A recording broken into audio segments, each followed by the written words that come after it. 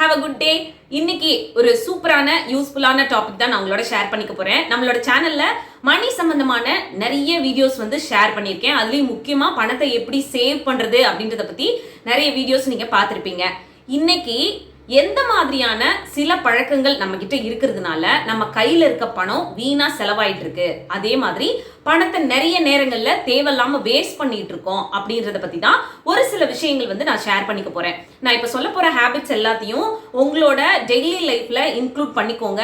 உங்களோட பணத்தை எப்படி அழகா சேவ் பண்றது அப்படின்றத தெரிஞ்சுக்கோங்க. எந்த மாதிரியான விஷயங்கள்ல எல்லாம் பணத்தை நீங்க வேஸ்ட் பண்ணிட்டு இருக்கீங்க அப்படின்றதையும் இந்த டிப்ஸ் மூலமா நீங்க தெரிஞ்சுக்கலாம். சோ மணி விஷயத்துல எந்த மாதிரியான ஹேபிட்ஸ் நமக்கு இருக்கக்கூடாது அப்படின்றத பத்தி இன்னைக்கு வீடியோல பார்க்க போறோம். வாங்க வீடியோக்குள்ள போலாம். Welcome to me and my life. நான் உங்க பிரியா. வீடியோக்குள்ள போறதுக்கு முன்னாடி ஒரு சின்ன ரிக்வெஸ்ட், நீங்க இந்த வீடியோ பார்த்துட்டு இருக்கும் போதோ இல்ல பார்த்து முடிக்கும் போதோ இதுல இருக்க கண்டென்ட் உங்களுக்கு பிடிச்சிருந்ததுன்னா மறக்காம வீடியோ கீழ இருக்க லைக் பட்டனை கிளிக் பண்ணிக்கோங்க. அப்படி நீங்க கொடுக்க போற அந்த குட்டி குட்டி லைக்ஸ் எல்லாமே இன்னும் நல்ல நல்ல கண்டென்ட்லாம் நான் உங்களோட ஷேர் பண்ணிக்கிறதுக்கு எனக்கு கொஞ்சம் மோட்டிவேட்டிங்கா இருக்கும். ஃபர்ஸ்ட், கொஞ்சம் கொஞ்சமா பணத்தை சேமிச்சு நான் இன்னைக்கு நினைச்சத வாங்குறது, நான் நினைச்ச மாதிரி வாழ்க்கையை எப்போ வாழ்றது, எப்படியாவது சீக்கிரமா பணத்தை சம்பாரிச்சிடணும், சீக்கிரமே பணம் சார்ந்த விஷயங்கள்ல நல்லபடியா நம்ம செட்டில் ஆயிடணும் அப்படின்னு நினைச்சலாம். உங்க மைண்ட் அப்பப்போ ரொம்ப டிஸ்டர்ப் ஆயிட்டே இருக்கு அப்படின்னா உங்களுக்கான டிப்ஸ் தான் இந்த டிப்ஸ். அதாவது அவசரமா ஒரு இதுல போய் இன்வெஸ்ட் பண்றோம்னு வச்சுக்கோங்க. இப்போ நிறைய சிட் ஃபண்ட்ஸ் மாதிரியான இடங்கள்லாம் நீங்க கேள்விப்பட்டிருப்பீங்க. அதுல போய் 1 லட்ச ரூபா போட்டா உங்களுக்கு அப்படியே டபுளா கிடைக்கும், 2 லட்ச ரூபாய் இன்வெஸ்ட் பண்ணீங்கன்னா உங்களுக்கு 10 லட்ச ரூபாயா கிடைக்கும், இல்ல அதுக்கு இவ்வளவு ரூபாய் ஒருத்துல ஒரு கிஃப்டா நாங்க கொடுக்குறோம் அப்படின்னு சொல்லி நிறைய இடங்கள்ல சீட்டிங்லாம் நடந்திருக்கு. இதுக்கு ஒரு முக்கியமான காரணம் என்ன அப்படின்னு பாத்தீங்கன்னா, ஒரு சிலர் நம்மளோட பணம் நம்ம கையிலே சும்மா இருக்கிறதுக்கு இப்படி போட்டோம் அப்படின்னா நம்மளுக்கு நிறைய கிடைக்குமே, நம்ம நினைச்சதை சீக்கிரமே சேவ் பண்ணிட முடியுமே, சீக்கிரமே வாங்கிட முடியுமே அப்படின்னு நினைச்சு ஒரு அவேர்னஸ் இல்லாம ஒரு இடத்துல போய் நம்மளுக்கு நிறைய பணம் கிடைக்கும் அப்படின்னு சொல்லி இந்த மாதிரி தவறான இன்வெஸ்ட்மெண்ட்ல எல்லாம் பண்ணிடுவாங்க. அப்படி பண்ணும்பொழுது நம்ம கையில இருக்க பணத்தையும் ஒரு டைம்ல இழந்து போயிடுவோம். பிளஸ் பணம் சார்ந்த விஷயங்கள்ல பெரிய பிரச்சனைகள்லயும் நாம மாட்டிக்கிறோம். அதுவே கொஞ்சம் கொஞ்சமா சேர்த்து வைக்கிற பணமா இருக்கட்டும். இப்போ எஸ்ஐபி மாதிரியான விஷயங்கள்லாம் ஒரு 5 வருஷ பிளான் 10 வருஷ பிளான்லாம் எடுத்துக்கிட்டீங்கன்னா நம்ம கொஞ்சம் கொஞ்சமா சேர்த்து வச்சாலும் அந்த 5 வருஷம் கழிச்சு அதோட பெனிஃபிட் ரொம்ப நல்லாவே இருக்கும். 10 வருஷம் கழிச்சு இன்னும் நல்ல பெனிஃபிட் நமக்கு கிடைக்கும். அதே மாதிரி நிறைய இன்வெஸ்ட்மெண்ட் பிளான்லாம் இருக்கு. இப்போ உங்களுக்கு அதுல இருந்து கிடைக்கக்கூடிய ஒரு இன்ட்ரெஸ்ட் அமௌண்ட் சின்னதா இருந்தா கூட உங்களோட ஃபியூச்சர்ல ஒரு 5 வருஷம் 10 வருஷம் கழிச்சுலாம் அதோட பெனிஃபிட் உங்களுக்கு நல்லாவே கிடைக்கும். அந்த மாதிரி கிடைக்கும் போது உங்களுக்கு பிடிச்ச மாதிரியான உங்களோட விஷயங்களை நீங்க வாங்கிக்க முடியும். அண்ட் ஆல்சோ உங்களோட லைஃபை ஃபினான்ஷியல் ரிலேட்டடா ரொம்ப சேஃபாகவும் வச்சுக்க முடியும். ஸோ பணம் சேர்த்து வைக்கிறது அப்படின்றது கொஞ்சம் கொஞ்சமா சேர்க்கும் போது கொஞ்சம் கஷ்டமா தோணலாம், சம்டைம்ஸ் போரிங்கா தோணலாம். பட் அது சேஃபான வழியில இருக்கக்கூடிய ஒரு விஷயம். ஸோ அவசரப்பட்டு உடனே பணம் கிடைக்கணுன்றதுக்காக ஏதாவது தவறான இன்வெஸ்ட்மெண்ட்ல எல்லாம் போய் உங்க பணத்தை போட்டு உங்களோட பணத்தையும் வீணடிச்சு மனம் சார்ந்த விஷயங்களையும் ரொம்ப கஷ்டப்பட்டு பணம் சம்பந்தப்பட்ட விஷயங்களையும் ரொம்ப கஷ்டத்துக்கு உள்ளாயிராதீங்க. இந்த பழக்கம் உங்ககிட்ட இருந்துச்சுன்னா அதை உடனே அவாய்ட் பண்ணிக்கோங்க. செகண்ட் டிப், எனக்கே கடன் பிரச்சனையே போதும் போதுன்னு இருக்கு, அந்த கடனை திரும்ப கொடுக்கறதுலயே என் வாழ்க்கையில பாதி நாள் ஓடி போயிடுது, இதுல நான் எங்கிருந்து சேவ் பண்றது அப்படின்னு புலம்பக்கூடியவங்களா வருத்தப்படக்கூடியவங்களா நீங்க இருக்கீங்கன்னா இந்த ஒரு சின்ன டிப்ஸ் உங்களுக்கு ஹெல்ப்ஃபுல்லா இருக்கும். அதாவது பொதுவாகவே கடன் இருந்தாலே கொஞ்சம் நிம்மதி இல்லாத ஒரு வாழ்க்கையா தான் இருக்கும். அது அந்த கடன் வச்சிருக்கவங்களுக்கு நல்லாவே தெரியும். உங்களால இதை ரிலேட் பண்ணிக்க முடியும் அப்படின்னு நினைக்கிறேன். அது 1-2 இருந்துச்சுன்னா, அதுவும் சின்ன அமௌண்டா இருந்துச்சுன்னா எப்படியாவது உருண்டு பிறண்டாது அந்த மாசம் வர்ற சம்பளத்துல எதையோ ஒண்ணு கொடுத்து அதை அடைச்சிட முடியும். அதுவே நீங்க ஒரு 4-5 கடன் உங்களை சுத்திலும் வாங்கி வச்சுக்கிட்டீங்க அப்படின்னா உங்க லைஃப்ல பாதி பணம், ஏன் வாங்குற பணம் எல்லாமே அந்த கடன் கட்டுறதுலயே முடிஞ்சு போயிடும். ஸோ இந்த மாதிரியான சிச்சுவேஷன்ல எல்லாம் நீங்க இருக்கீங்க, அது எல்லாமே உங்களுக்கு ரொம்ப பெரிய சுமையாவே இருந்துகிட்டு இருக்கு அப்படின்னா நீங்க ஒரு 2 கடன் வாங்கி வச்சிருக்கீங்கன்னு வச்சுக்கோங்க. அதுல ஃபர்ஸ்ட் சின்ன கடன் எது இருக்கோ அதை ஃபர்ஸ்ட் அடைச்சிருங்க. எதுக்காக அப்படி சொல்றேன்னா, நம்மளுக்கு ஒரு 4-5 கடன் இருக்கு அப்படின்னு நம்ம மைண்ட்ல இருந்தாலே அது மிகப்பெரிய ப்ரெஷரா இருக்கும், ரொம்ப ஸ்ட்ரெஸ்ஸா இருக்கும். அது ஒரு மன அழுத்தத்தை சம்டைம்ஸ் கொடுக்க ஆரம்பிச்சிடும். அதுவே ஒரு 2 கடன் இருக்கு, அதுல ஒண்ணு நம்ம அடைச்சிட்டோம், இன்னும் 1 தானே இருக்கு அப்படின்றப்போ நம்ம மனசே கொஞ்சம் ரிலாக்ஸ் ஆகும். 1 தானே, எப்படினாலும் நம்ம அதை வந்து பே பண்ணிடலாம் அப்படின்ற மாதிரி ஒரு மைண்ட் செட்டு, ஒரு சின்ன நம்பிக்கையும் நம்ம மனசுக்குள்ள வந்து கொடுக்கும். அதனால நீங்க ஒரு 4-5 கடனோ இல்ல ஒரு 2 கடனோ நீங்க வாங்கி வச்சிருந்தீங்கன்னா அதுல இருக்குதுலயே சின்ன கடன் எதுவோ அதை முடிஞ்ச வரைக்கும் சீக்கிரமே அடைச்சிருங்க. இப்போ ஒரு 50,000 ரூபாய் ஒரு இடத்துல வாங்கி வச்சிருக்கீங்க, இன்னொரு இடத்துல ஒரு 1 லட்ச ரூபா வாங்கி வச்சிருக்கீங்க, இல்ல 2 லட்ச ரூபா வாங்கி வச்சிருக்கீங்க அப்படின்னு வச்சுக்கோங்க. இப்போ அது 2ல இந்த 50,000 ரூபாய் அப்படின்றது ஒரு சின்ன கடன். இதை வந்து அடைக்கணும் அப்படின்னா நீங்க மாசம் வாங்குற சம்பளத்துல இருந்து 2 இதுக்குமே இன்ட்ரெஸ்ட் கட்டிட்டு இருப்பீங்கல்ல. அப்படி கட்டும் பொழுது இந்த இன்ட்ரெஸ்ட் பே பண்ற இடத்துல நீங்க வாங்கின முதல் இருக்கும் பாத்தீங்களா, அதை முடிஞ்ச வரைக்கும் ஒரு பாதி கொடுக்க முடியுமா அப்படின்னு ட்ரை பண்ணி பாருங்க. அவங்க கிட்ட நீங்க பேசுங்க, இல்ல அதுக்கான முயற்சிகளை வந்து எடுங்க. அப்படி நீங்க ஒரு பாதி அதுல கழிக்கிறீங்க, ஒரு 50,000 ரூபாயில ஒரு 10,000 ரூபாய் கழிச்சிடுறீங்க. அடுத்த மாசம் அந்த முதல் அமௌண்ட்ல இருந்து ஒரு சின்ன அமௌண்ட் அவங்களுக்கு கொடுத்து அதோட இன்ட்ரெஸ்ட்டை சேர்த்து கொடுத்துறீங்க. எவ்வளோ சீக்கிரம் அந்த ஒரு சின்ன கடனை நீங்க கழிக்கிறீங்களோ அவ்வளோ சீக்கிரம் மனசு வந்து கொஞ்சம் லேஸ் ஆகும். மிச்சம் இருக்குது இவ்வளோதானே, இதை நம்ம எப்படினாலும் பே பண்ணிடலாம் அப்படின்னு சொல்லி. இதுவே நீங்க வந்து எல்லா கடனையும் கழிக்கிறேன் அப்படின்ற பேர்ல எல்லாத்துலயும் ஃபோக்கஸ் பண்ணிக்கி எல்லாத்துக்குமே வந்து இன்ட்ரெஸ்ட் பே பண்ணிக்கிட்டே இருக்கீங்க, எதையுமே வந்து அடைக்காம வச்சுக்கிட்டே இன்ட்ரெஸ்ட் மட்டும் கட்டிக்கிட்டே இருக்கீங்கன்னா வாழ்நாள் முழுவதும் வட்டி கட்டுறதுலே வந்து ஓடி போயிடும். ஸோ முடிஞ்ச வரைக்கும் இந்த மாதிரி உங்களோட கடன்களை வந்து எவ்வளோ சீக்கிரம் அடைக்க முடியுமோ அவ்வளோ சீக்கிரம் அடைக்கிறதுக்கான கொஞ்சம் ஈஸியான வழிகள் வேற என்னெல்லாம் இருக்கு அப்படின்றத ட்ரை பண்ணி அதை வந்து பே பண்ணி அந்த மாதிரி கடன்களை வந்து ஃபர்ஸ்ட் குறைங்க.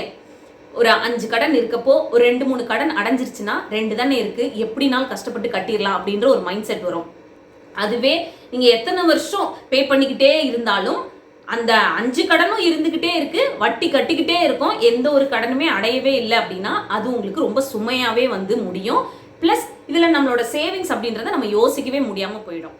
தேர்ட், பணம் நிறைய சம்பாதிச்சிட்டோம் அப்படின்னா நமக்கு பணம் சார்ந்த பிரச்சனைகளை ஈஸியா ஹேண்டில் பண்ணிடலாம், நம்ம நினைச்சதெல்லாம் நம்ம வாழ்க்கையில வாங்கிக்கலாம் அப்படின்னு நினைச்சீங்கன்னா இது ஒரு பெரிய மிஸ்டேக் அப்படின்னு தான் நான் உங்களுக்கு சொல்லுவேன்.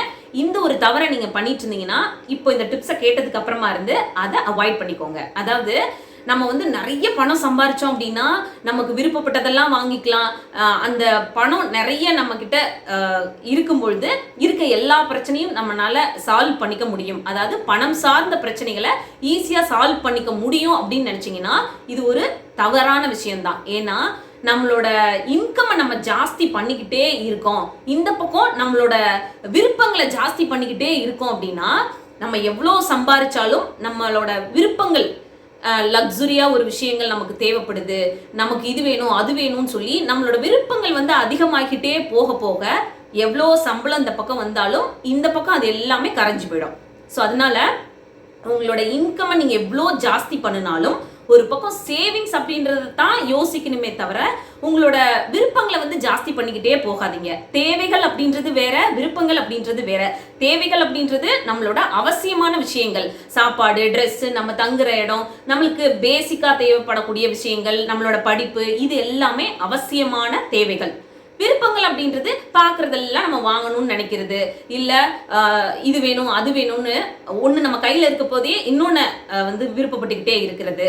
அது நம்மளோட லைஃபுக்கு தேவையா தேவையில்லையான்னு கூட யோசிக்காம இப்படி இருக்க எல்லாத்தையும் விருப்பப்பட்டுக்கிட்டே இருக்கோம், ரொம்ப ஆசைப்பட்டுக்கிட்டே இருக்கோம் அப்படின்னா நம்ம எவ்வளோ சம்பாதிச்சாலும் அந்த ஆசைகளை தீர்க்கறதுலயே நம்ம வாழ்நாள் முழுவதும் ஓடி போயிடும். ஸோ அதனால இன்கம் ஜாஸ்தி பண்ணா நம்ம பணம் சார்ந்த பிரச்சனைகள்லாம் இருக்காது, நம்மளோட விருப்பங்கள் எல்லாமே நிறைவேறும் அப்படின்னு நினைச்சீங்கன்னா இப்படியே நீங்க ஓடிக்கிட்டே இருக்க வேண்டியதான். பணம் ஒரு பக்கம் கரைஞ்சிக்கிட்டே தான் இருக்கும், பிளஸ் சேவிங்ஸ் அப்படின்ற ஒரு விஷயம் அங்க நடக்கவே நடக்காது. ஸோ அதனால உங்களோட இன்கம் ஜாஸ்தி பண்ணீங்கன்னா முடிஞ்ச வரைக்கும் உங்களோட சேவிங்ஸையும் ஜாஸ்தி பண்ண பாருங்க. ஃபோர்த் டிப், ஒரு பொய்யான வசதியான வாழ்க்கைய நான் வாழ்றேன் அப்படின்னு மற்றவங்களுக்கு காட்டணும்னு நினைச்சு பணத்தை நிறைய செலவு பண்ணக்கூடிய பழக்கம் நம்ம கிட்ட இருந்துச்சு அப்படின்னா அது நம்மளை ஒரு பெரிய பிரச்சனைக்குள்ள கொண்டு போய் நல்லாவே மாட்டி விட்டுரும். இந்த ஒரு பழக்கம் நம்ம கிட்ட இருந்துச்சுன்னா அதை கண்டிப்பா அவாய்ட் பண்ணிக்கணும். அதாவது நம்மள சில பேர் வந்து நம்மளை மற்றவங்க மதிக்கணும் அப்படின்றதுக்காக, இல்லை நம்மளை மற்றவங்க பெருசா நினைக்கணும் அப்படின்றதுக்காக, நம்ம இப்படி ஒரு லக்ஸுரியான லைஃப் ஸ்டைல்ல வாழ்றோம் அப்படின்றத மற்றவங்க தெரிஞ்சுக்கணும் அப்படின்றதுக்காகவே நம்ம கையில இருக்க பணத்தை எல்லாம் இந்த மாதிரி லக்ஸுரியான விஷயங்கள் மற்றவங்களுக்காக நான் இப்படிதான் இருக்கேன்னு காட்டணுன்றதுக்காக செலவு பண்ணிடுவோம். அப்படி இல்லைன்னா நம்ம கையில இல்லைன்னா கூட வெளியில இருந்து கடன் வாங்கியாவது அந்த மாதிரியான விஷயங்களை வந்து நம்ம வாழ்க்கையில நிறைவேற்றிக்கணும் அப்படின்னு நினைப்போம். ஏன்னா மற்றவங்க நம்மளை வந்து குறைவா நினைச்சிடக்கூடாது, மற்றவங்க முன்னாடி நம்மளுக்கு ஒரு ஸ்டேட்டஸ் இருக்கணும் அப்படின்னு நினைச்சு தேவையில்லாத ஒரு பொய்யான வசதியான வாழ்க்கையை நான் வாழ்றேன் அப்படின்னு இந்த சொசைட்டில நம்ம காமிச்சுக்கணும் அப்படின்னு நினைச்சோம்னா கண்டிப்பா பணம் சார்ந்த விஷயங்கள்ல பயங்கரமா போய் ஒரு இடத்துல நம்ம மாட்டிக்குவோம். ஏன்னா நம்மளோட லக்ஸுரி அப்படின்றதும் நமக்கு சந்தோஷம் கொடுக்கக்கூடிய விஷயங்கள் அப்படின்றதும் நம்மளோட வருமானத்துக்குள்ள இருக்கிற வரைக்கும் நமக்கு எந்த பிரச்சனையும் இருக்காது. பணம் சார்ந்த விஷயங்கள்ல எங்கேயுமே நம்ம போய் மாட்டிக்கவே மாட்டோம். எப்போ நம்ம வருமானத்தை மீறி நம்ம ஒரு செலவுகளை பண்ண ஆரம்பிக்கிறோம், மற்றவங்க நம்மளை பெருசா நினைக்கணுன்றதுக்காக பயங்கரமா லக்ஸுரியா இருக்க மாதிரி காட்டிக்கணும்னு நினைக்கிறோமோ அப்போ ஒரு பெரிய ட்ராப்ல போய் நம்ம மாட்டிக்குவோம். இது அந்த மாதிரி நம்ம வசதியா இருக்கோம்னு காட்டிக்கிறப்ப வேணா மற்றவங்க நம்மளை பார்த்து இவங்களுக்கு என்ன அவங்க லைஃப் வந்து பயங்கரமா இருக்கு, பயங்கரமா செலவு பண்றாங்க, இந்த மாதிரி விஷயங்கள்லாம் அவங்க வாழ்க்கையில அனுபவிக்கிறாங்க அப்படின்னு அந்த டைம்ல வேணா நினைக்கலாம். அதுவே உங்களுக்கு கண்டினியூ ஆகுது, நீங்க ஒரு பக்கம் கடனை வாங்கி வாங்கி இப்படி செலவு பண்ணிக்கிட்டே இருக்கீங்க, இல்ல உங்க கையில இருக்க சேவிங்ஸை ஃபுல்லா இந்த மாதிரி ஆடம்பர வாழ்க்கையிலேயே நீங்க ஸ்பெண்ட் பண்ணிக்கிட்டே இருக்கீங்க அப்படின்னா ஒரு நாள் நீங்க கண்டிப்பா பணத்தோட விஷயத்துல ரொம்ப டவுனா போய் விழுந்துருவீங்க.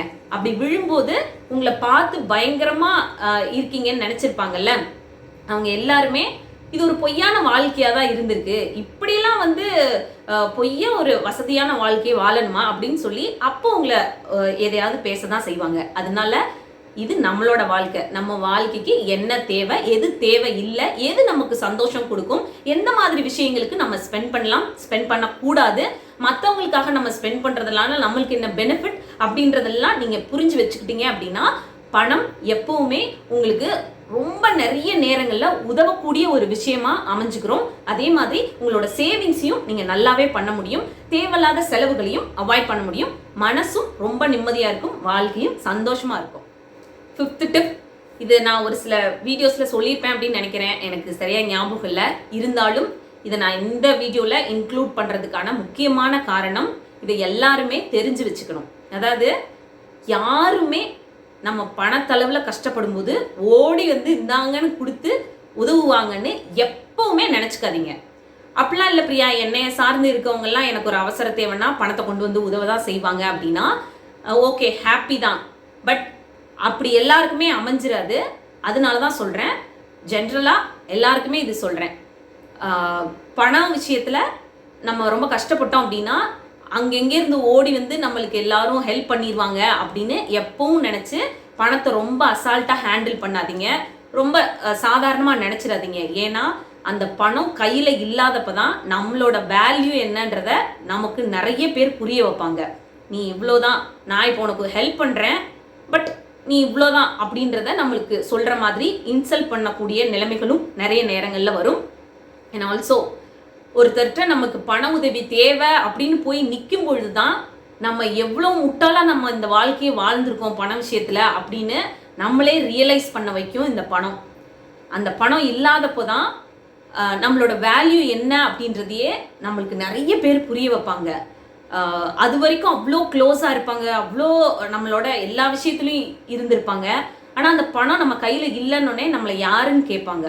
ஸோ பணம் உங்கள் கையில் இருக்கும்பொழுது அதை எவ்வளோ கேர்ஃபுல்லாக மேனேஜ் பண்ணணும், எப்படி அறிவாக நம்மளோட சேவிங்ஸை வந்து வச்சுக்கணும், எந்த இடத்துல நம்ம இன்வெஸ்ட் பண்ணி வச்சோம் அப்படின்னா நம்மளோட ஃபியூச்சருக்கு யூஸ்ஃபுல்லாக இருக்கும் அப்படின்றதெல்லாம் கொஞ்சம் கவனத்தில் வச்சு அந்த பண விஷயத்தில் ரொம்ப கவனமாகவே எப்பவும் ஹேண்டில் பண்ணுங்க.